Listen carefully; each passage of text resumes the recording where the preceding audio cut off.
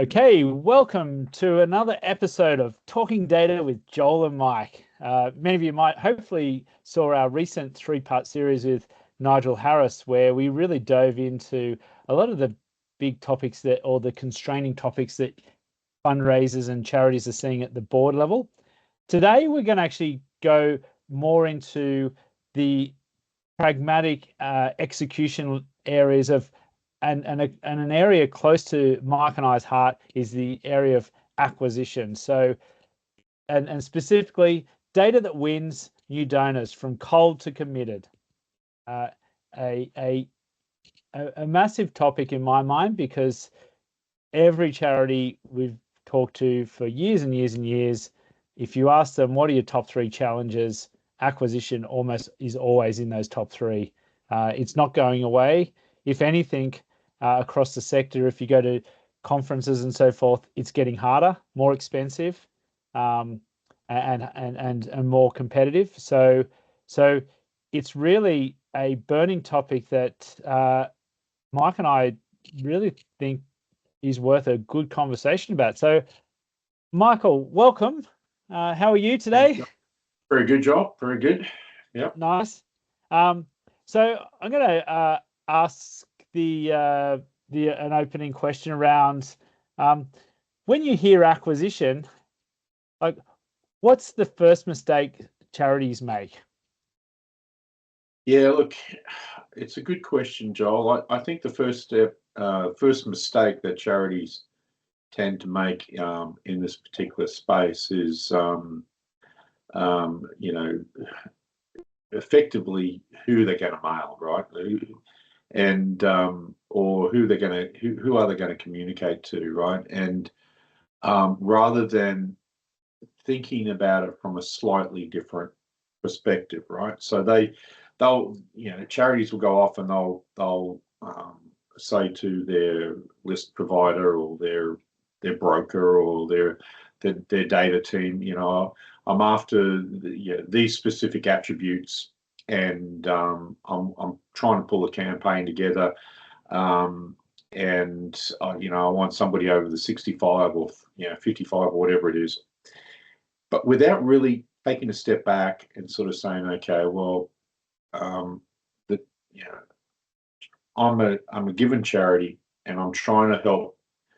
Given I've got a given cause that I'm trying to get out to the community. Who does this cause really resonate with, right? Rather than thinking about past campaigns and so on, because I think charities are hooked on the over 65, plus age group, and they're constantly targeting them without really thinking about long-term acquisition strategies that they really need to start properly adopting.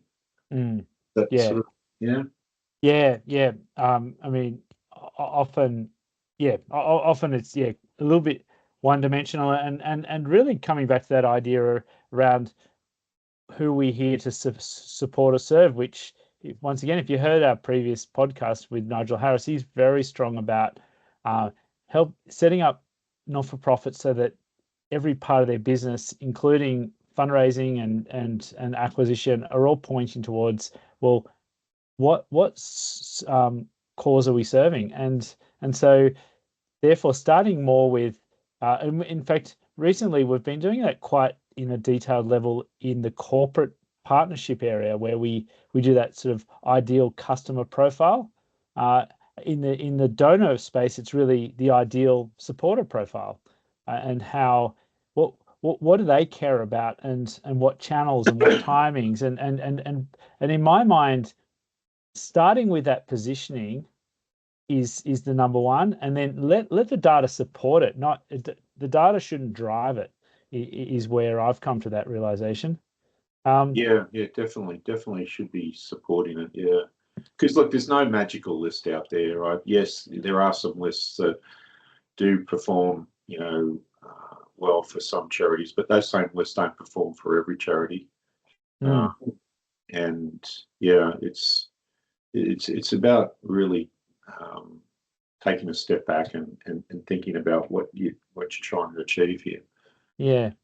Another interesting one I find is that when it comes to acquisition, related to that ideal supporter profile, is charities would tend to give data consultants and brokers like a profile of their active donor base and go like, yeah, let's do lookalikes on that donor base. But I think more specifically, it should be around quality. And so with so many different types of acquisition going on, it's not always actually, it can be a self-fulfilling prophecy of the wrong donors coming in. And so having a profile of the actual retained donors, so those people who are giving a second time within this within the next 12 months are your more quality donors. And so I think more focus on that will really start to help acquisition programs start to find the right data that serves you best. Yeah, I mean that sort of falls under the customer value, lifetime value calculation as well, right? And yeah, identifying who's giving and who's giving that second time within a given specified period, to then go, okay, well, what is that audience? What do they look like? What channel? Okay, let's start to refine that and to see if you can find further prospects in that particular space. Yeah. That probably leads into a good conversation around the granularity of the segmentation to start to work out what are the quality donors versus the I guess the donors you probably don't want to attract. And it's always been a bit of a conundrum because depending on which data sets you're looking at, some data sets have got minimal data points, so it's like, well, what do we do here? We can we can only really pick on life stage and gender, or I think the model that we talked about in the previous series of podcasts, that the four dimensions, so around data points in finance, programs, relationships, and timing. What's your How granular should fundraisers get when it comes to trying to identify their right donors for acquisition?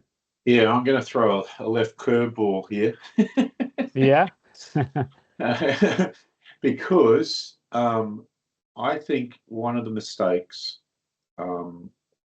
charities are making, and I think they try and fix this, or they try and address this. But firstly, we're treating donors in a way that they're buying a product, okay? And yes, to some degree, they are buying a product, but what is that product, right? And is it salvos? Is it Royal Flying Doctors? Is it the brand they're buying, or is it the underlying message and the cause that charity is trying to promote at that time, right? And then the person effectively donates to that. So when we're talking about getting down to a granular level, I think that the messaging is often overlooked or overcomplicated in the process. And I've got a range of. In fact, one of the things I do is I collect all the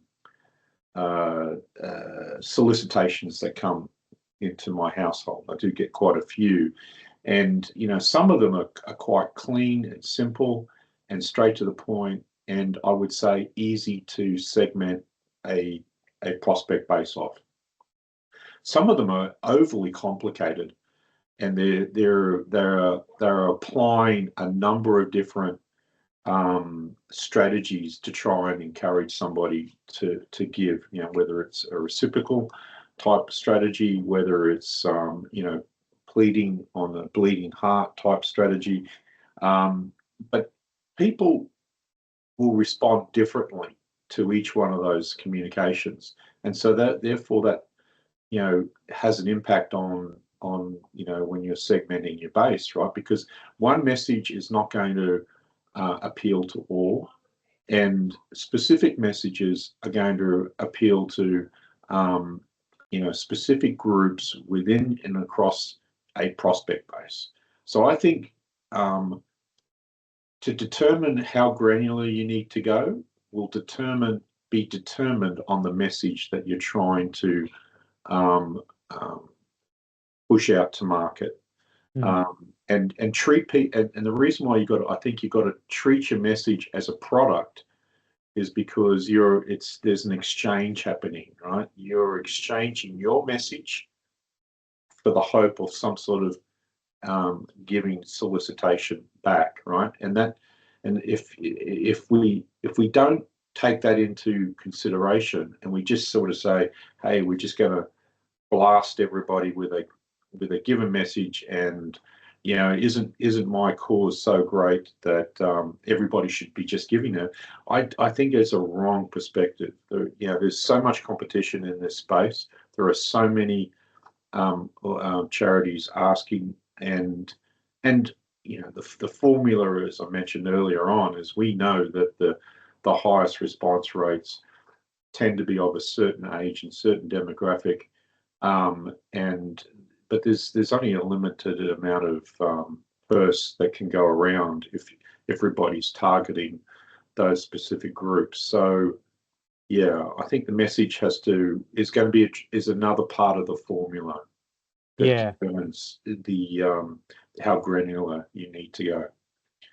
Yeah, and that's maybe what I often see is that when it comes to campaign analysis, they might have champion and challenger messages going on, and then a range of different segments or audiences that are being tested across those messages. However, I question whether then what happens next is really optimized. So often the segments are treated in their own basket, and then the messages are treated there, but are not really thought about it as a matrix where you're moving towards a space where, certain audiences will gravitate towards.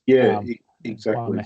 I think what's happening is that some people are just going through the motions to say, hey, we've done our A/B testing, we've done our champion challenger type messaging, but not really taking that to the next level, because in some cases they don't know how to, right? They can see that one message worked better than the other, but they might not be able to say explicitly why that message worked. And was it because of the audience, or was it because of the message, right? You know what I mean? Or was it a combination of both? So I think there's some additional considerations that charities need to make when they're undertaking these sort of programs. That leading to the next common question is predictive models or propensity scoring is very commonly talked about in our industry, and so do you need to have a data scientist to manage that or not? And what are really the pitfalls of propensity scoring? Because I think there's a really range of arguably misguided views out there. Yeah, it's an interesting one. I mean, you can have the oldest scoring model was the recency, frequency, and monetary, right? And really, a lot of these models, what they can't take into consideration is really whether or not the name and address and the contact details is up to date for that individual. And so therefore, when you're sending out that message or trying to make that call, you actually successfully do so. Secondly, it doesn't take into consideration really the circumstance around it, or even the message. It doesn't take in the message. For a starter, it doesn't take in the message. So it assumes everything is this. It assumes certain things are constant and unchanging, but it's not the case, right? So I think that sometimes propensity models and scoring can be thought of as the magic bullet, but they're not. But I think they're an important tool. I actually think it's important to actually leverage it, because it sort of helps, at least helps narrow down to some degree within the audience who you know, if you've got limited budget, who you need to be potentially contacting. However, used in isolation, I think that's a pitfall, and over relied on is a pitfall. It needs to be it needs to be a tool within the overall armory that you're using to try and help you identify the audience that you want to engage. Based on your time of year, your message, and your ask and all that sort of stuff, right? Yeah, yeah. So, some smarts, and definitely we've had plenty of experience over the last, well, I'd say specifically in not-for-profit world in the last 15 years, running all sorts of machine learning propensity models, and it can be really hit and miss. And so I think uh, our audience has to expect that is the nature of it, but at the same time does give you clues and benefits by applying it. Yeah, Um, like sometimes when I've seen it miss, right, in this particular space is the model's been run, but and on an old audience, let's just say an old audience is 2 or 3 years old, and a lot of those people have probably moved, their circumstances have changed, and so therefore it tends to fail because the information is just not up to date in the background. Yeah, yeah, yeah. Not enough information. Mm. Going to move on to our next area in the space of acquisition, which is third-party data and plus your own CRM data to create a warmer cold prospect. um, I guess maybe the question here is, how does one like combine third-party data with CRM data without obviously without getting creepy, or making sure that you're compliant with privacy, and also how to make it actually work, because yeah, you can still end up with a cold piece of data. So we're talking about enhancement here, right? Are we talking about where we're combining third-party data to enhance an existing audience? Is that right? Yeah, Yes, we're not talking yes. about combining third-party prospects. We're talking about enhancement. So Yeah, well, enhancement, yeah, and probably specifically in the acquisition space, often it's either really lapsed data, or leads that like you've acquired that just haven't gone anywhere. yeah. Look, obviously, combining third-party data to help segment and help identify who are potential prospects within across that audience is I think is perfectly fine, and probably best practice, to be truthful, because one of the under the Privacy Act, if we're talking about, say, perhaps data here, under the Privacy Act, we know that it's an obligation of charities to keep their data up to date, right? But how do you do that, right? And often, if you've lost contact with the individual, and you can, it makes it very difficult to reach out to them.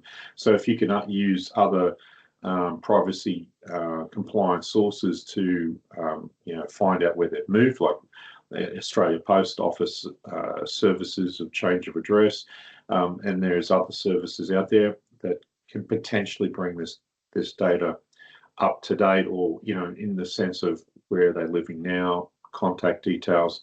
And then if you've got any other attributes, I mean, ABS data, right? There's a ton of ABS data. The government releases a lot of ABS data.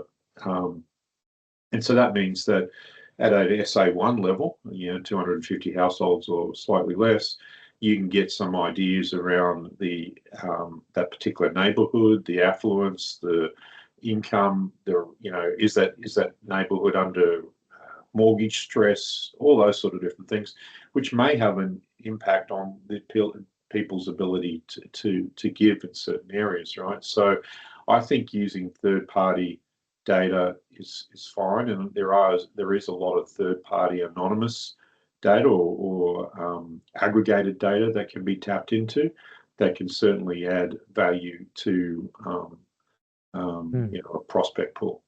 Yeah.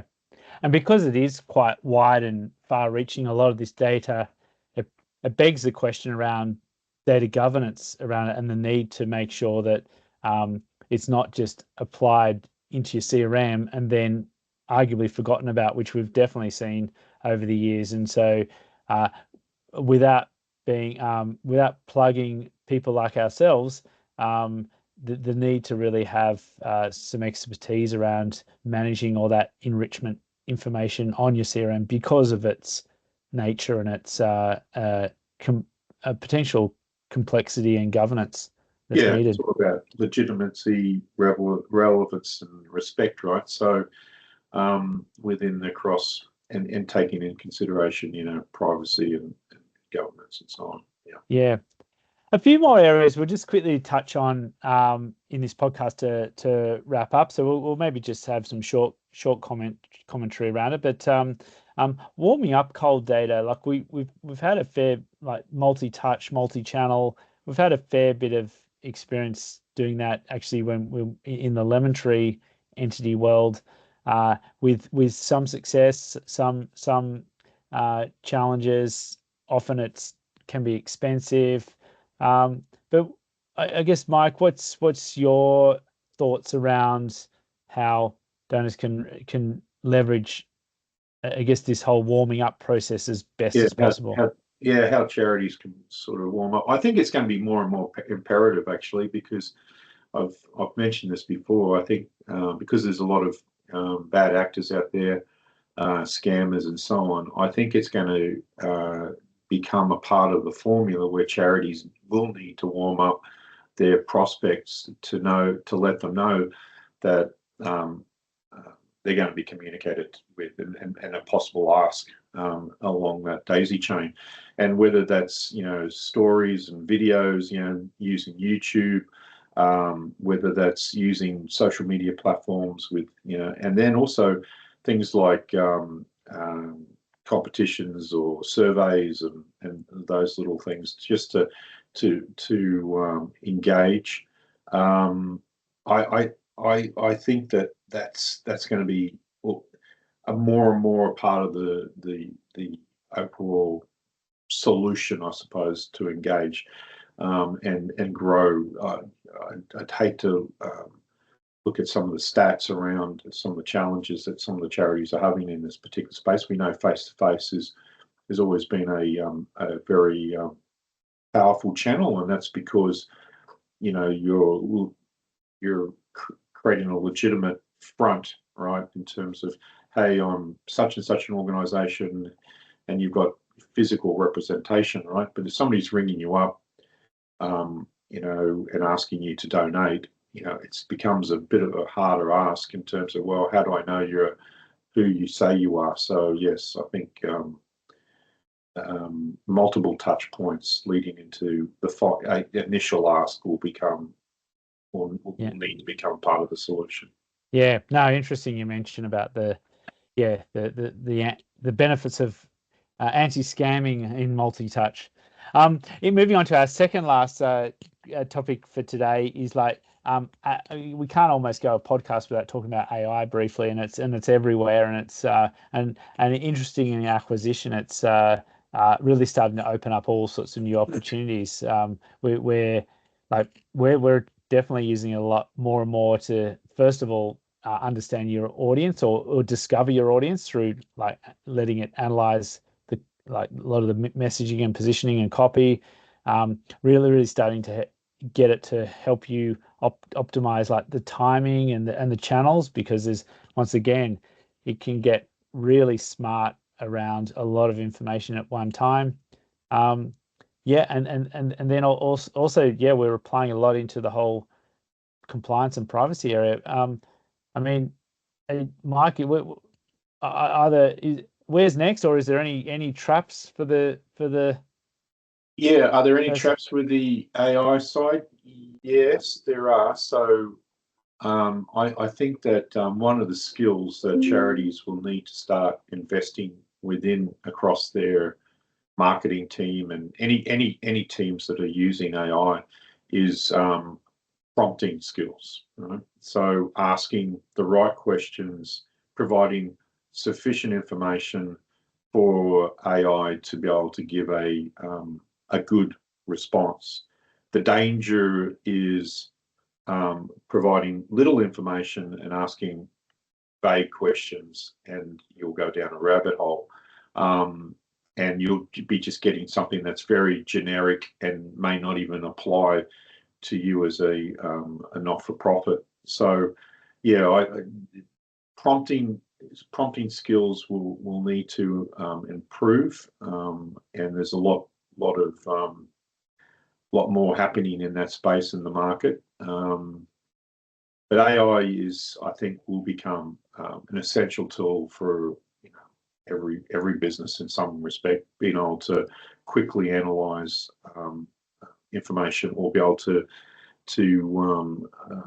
isolate what you need to focus on. Yeah, I think it's probably the biggest opportunity really in shaking up a lot of acquisition innovation, and we'll see more of that over the coming months. Really, it's not far away. A lot of these things. Yeah. Final piece on to round up acquisition, which is an area close to both our hearts, is around tracking and reporting and getting it more real time and enabling better course correction, because I think historically a lot of especially the offline acquisition channels can take months to get data back. Maybe in the call center world it's weeks, but really building in platforms and reporting for acquisition programs to at any time a fundraiser can go on and see where are we at today. Even if some of the channels are slower, like snail mail and so forth, at least there is some data there that's being updated in an automated fashion and very accessible. What's your view on where fundraisers need to go with their reporting and Yeah, look, tracking? it's definitely need to be a lot more proactive, I suppose, in this space. Yes, there's definitely a lot more the ability to automate or aggregate automated information. It's definitely gotten so much easier, and to be able to synthesize that or to be able to analyze it in a way that can make sense. But one of the things to consider with some of the slower channels is the follow up with other subsequent communications, right? So we all talk about multi-channel communication, but there's nothing stopping charities or any organisation really to say if they've they've executed a direct mail campaign, to randomly ring up a number of those people they've reached out to get feedback, and to understand how the appeal is going, right? Has it actually physically landed in their mailbox? There's all sorts of different ways that this whole end-to-end process can be better tracked and better monitored, rather than being reactive. It's about being proactive in the overall scheme. Yeah, and to your point, it kind of opens up more innovative thought around actually, now that we have this extra bit of information, now we could actually, we could give them a follow-up call, or we could do something else. Rather than historically, it's like almost set and forget campaigns, because you launch them and then you have to wait 3 to 6 months before you really get any true insights. So that's which is crazy. Because they've got to move away from measuring the success of the campaign on just a couple of parameters, and those metrics might be, current historic they've been RTSs and how much money's come in through the door. And I think those two metrics for direct mail campaigns are not enough. Yep. No. I think. Well, hopefully, we might. Hopefully, we've covered quite a fair ground across the acquisition. I think 30 minutes we could go on for hours, Mike. It's probably not doing it justice, but I think today we covered a handful of key topics, from like who are we actually doing this for, to what audiences then fit that cause, to then how granular do we make our segmentation, what about predictive models, then on to how do we enrich our CRM with quite wide and expansive third-party data.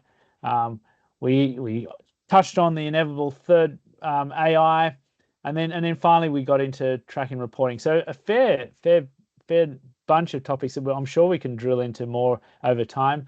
I'll ask Mike quickly what his parting thoughts on this area is, but before we do that, I guess to our audience, really, if there's any key topics, leave your comments, and we'd love to, be more data driven as well, and choose our conversations around what you want to hear more about. So, Mike, before we wrap the show, parting thoughts in acquisition.